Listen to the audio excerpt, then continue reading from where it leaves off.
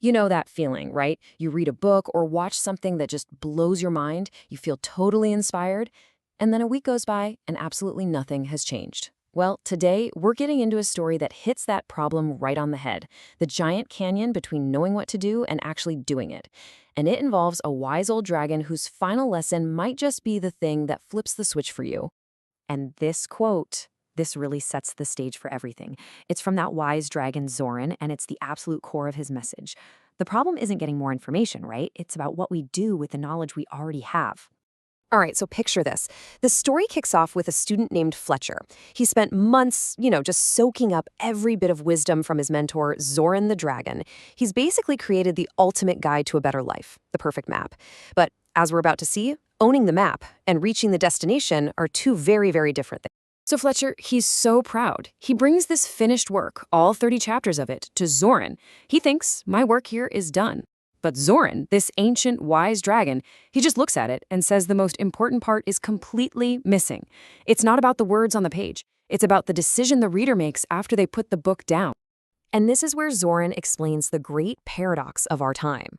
We have all the information in the universe at our fingertips, so why are so many of us feeling, well, miserable? He boils it down to one single massive reason. He calls humanity's great forgetting.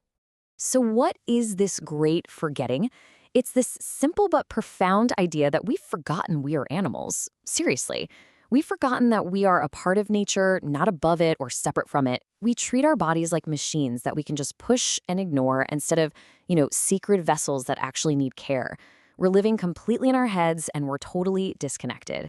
And according to Zoran, that disconnection leads directly to the question so many of us are constantly asking ourselves.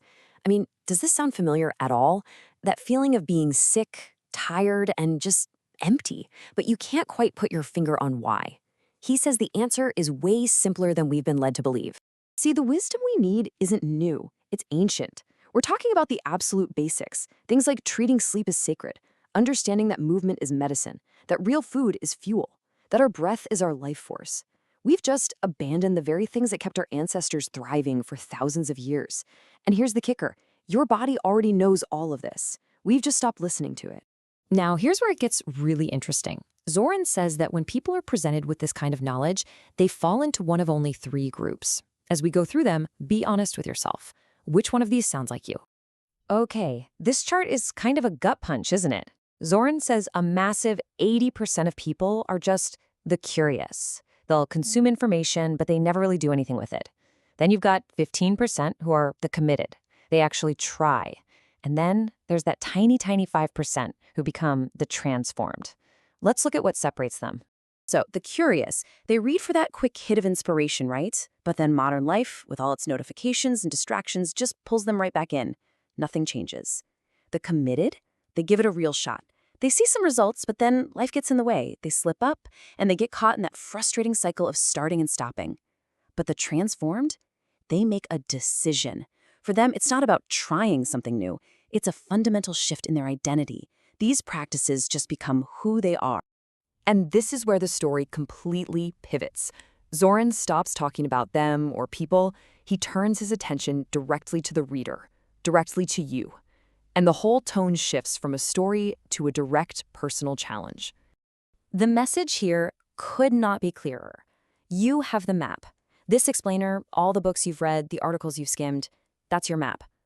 But Zoran is screaming from the mountaintops that having the map is completely and utterly useless.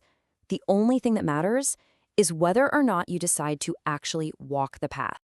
So here it is, the central question of this entire thing. After hearing all of this, which type are you going to be?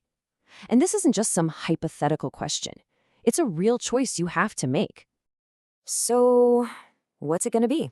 Are you going to stay in that 80%, curious but never committed, and then look back years from now with that heavy, sinking feeling of regret, knowing exactly what you should have done but never did?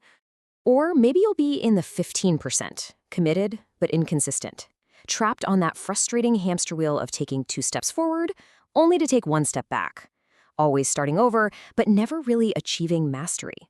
Or are you going to decide right now to join that 5%, to commit so fully to push through the discomfort until these healthy practices are no longer things you have to do, but are simply part of who you are?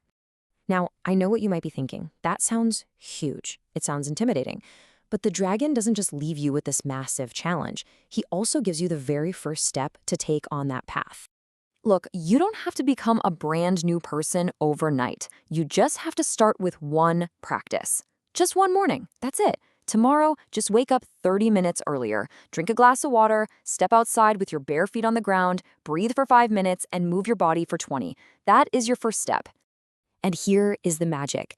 This is the power of that one small, consistent action. It compounds.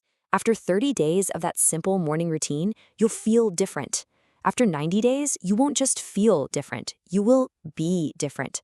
And after a year of showing up for yourself like that, you won't even recognize the person you used to be. And please remember this. This is so important. This path is not about perfection. You are going to have days where you don't want to do it. You are going to slip up. The people in that 5% aren't superhuman. They're just relentless. They fall down and then they get back up. That's the whole secret. At the end of the story, Fletcher thanks the dragon for all his wisdom, but Zoran's reply is the ultimate call to action. He says, "Don't thank me. Live it." The only way to truly show gratitude for knowledge is to embody it, to make it a part of your life. And that's really what it all comes down to.